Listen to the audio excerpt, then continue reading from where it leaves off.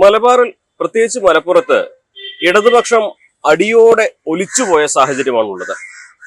ജില്ലാ പഞ്ചായത്തിൽ പ്രതിപക്ഷമായിട്ടില്ല. ബ്ലോക്ക് പഞ്ചായത്തിൽ ഒരിടത്ത് മാത്രം ഒപ്പത്തിനൊപ്പം. പഞ്ചായത്തുകളിലാകട്ടെ 94-ൽ 90 നഗരസഭകളിൽ 12-ൽ 11-ലും UDF. അങ്ങനെ ഇടതുപക്ഷം ചരിത്രത്തിൽ ഒരിക്കലും ഇതുപോലെ ഒരു പരാജയം തദ്ദേശ തെരഞ്ഞെടുപ്പിൽ മലപ്പുറം ജില്ലയിൽ ഏറ്റുവാങ്ങിയിട്ടില്ല. എന്താണ് ഇതിലേക്ക് നയിച്ചത് എന്ന ചോദ്യം, അതിന് ഉത്തരമായി ഇടതുപക്ഷം പറയുന്നത് മത സാമുദായിക ശക്തികളുടെ ധ്രുവീകരണം എന്നുള്ളതാണ്. പക്ഷെ അങ്ങനെ ഒരു ധ്രുവീകരണം ഉണ്ടാകാനുള്ള കാരണം എന്തായിരുന്നു എന്ന ചോദ്യത്തിലേക്ക് നമ്മൾ ആലോചിക്കുമ്പോൾ നമ്മുടെ ഉത്തരം ചെന്നെത്തുക വെള്ളാപ്പള്ളി നടേശനിലേക്കാണ്. വെള്ളാപ്പള്ളി നടേശൻ നിലമ്പൂർ ചുങ്കത്തറയിൽ നടത്തിയ SNDP യോഗത്തിന്റെ ഒരു യോഗത്തിൽ നടത്തിയ പ്രസംഗം മലപ്പുറത്തെക്കുറിച്ചും മലപ്പുറത്തിന്റെ വർഗീയമായിട്ടുള്ള ഒരു അടിത്തറയാണ്, അല്ലെങ്കിൽ മുസ്ലിങ്ങളുടെ ഒരു ഭൂരിപക്ഷമാണ്, അവിടെ വിദ്യാഭ്യാസ സ്ഥാപനങ്ങളൊന്നും ഹിന്ദുക്കൾക്കില്ല തുടങ്ങി മലപ്പുറത്തിനെ അധിക്ഷേപിച്ചുകൊണ്ട് അദ്ദേഹം നടത്തിയ ആ ഒരു പ്രസംഗം, അതാണ് ഇതിന്റെ എല്ലാം കാരണം. അവിടെ നിന്നാണ് തുടങ്ങുന്നത് എന്ന് വേണം വിലയിരുത്തുവാൻ. അതിനെതിരെ പിണറായി വിജയൻ മുഖ്യമന്ത്രി അദ്ദേഹത്തെ തള്ളി പറഞ്ഞില്ല.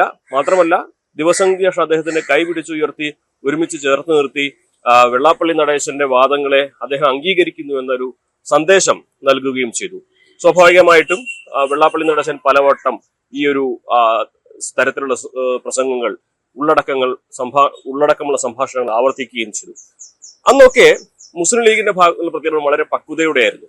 ഇക്കാര്യത്തിൽ വെള്ളാപ്പള്ളി നടേശന് മറുപടി പറയാനില്ല എന്ന് മുസ്ലിം ലീഗിന്റെ ഉന്നത നേതാക്കളെല്ലാം പറഞ്ഞൊഴിയുകയായിരുന്നു.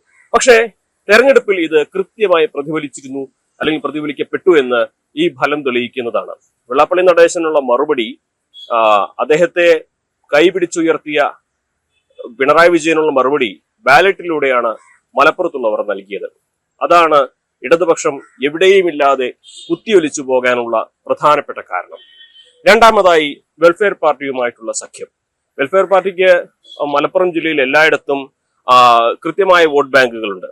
ഓരോ മണ്ഡലത്തിലും അവരുടെ വോട്ട് ബാങ്കുകൾ അത് മറ്റെവിടേക്കും അവർ നിർദ്ദേശിക്കുന്ന നേതൃത്വം നിർദ്ദേശിക്കുന്ന ഇടത്തേക്ക് മാത്രമേ പോവുകയുള്ളൂ.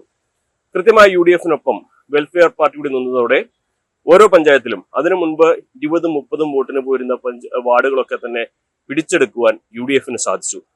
സ്വാഭാവികമായിട്ടും ഈ രണ്ട് കാര്യങ്ങൾ UDF-നെ സംബന്ധിച്ച് മലപ്പുറം ജില്ലയിൽ വലിയ മേൽക്കോയ്മ ഉണ്ടാക്കി. മാത്രമല്ല ഇതിന് മറ്റൊരു കാര്യം കൂടിയുണ്ട്. വെള്ളാപ്പള്ളിയുടെ പ്രസംഗത്തിന്റെ മറ്റ് അനുരണനങ്ങൾ അത് തെക്കൻ കേരളത്തിലും മധ്യ കേരളത്തിലും മറ്റൊരു തരത്തിലും പ്രതിഫലിച്ചിട്ടുണ്ട്. അവിടെ ഇത് കോൺഗ്രസിനും BJPക്കും അനുകൂലമായിട്ട് നിന്നു എന്നതുകൂടി ഈ ഘട്ടത്തിൽ ഓർക്കേണ്ടതുണ്ട്. എന്താണെങ്കിലും വെള്ളാപ്പള്ളി നടേശന്റെ പ്രസംഗത്തെ അന്ന് മുഖ്യമന്ത്രി തള്ളിപ്പറഞ്ഞിരുന്നെങ്കിൽ, അല്ലെങ്കിൽ എതിർക്കേണ്ടതുപോലെ എതിർത്തിരുന്നെങ്കിൽ ഒരുപക്ഷെ ഇത്രയും വലിയ ഒരു തരംഗം മലബാറിൽ, പ്രത്യേകിച്ച് മലപ്പുറത്ത് ഉണ്ടായേക്കില്ല എന്ന് ഈ ഘട്ടത്തിൽ വിലയിരുത്താൻ സാധിക്കും. മലപ്പുറത്ത് നിന്നും CB അനുമോദ്, News 18.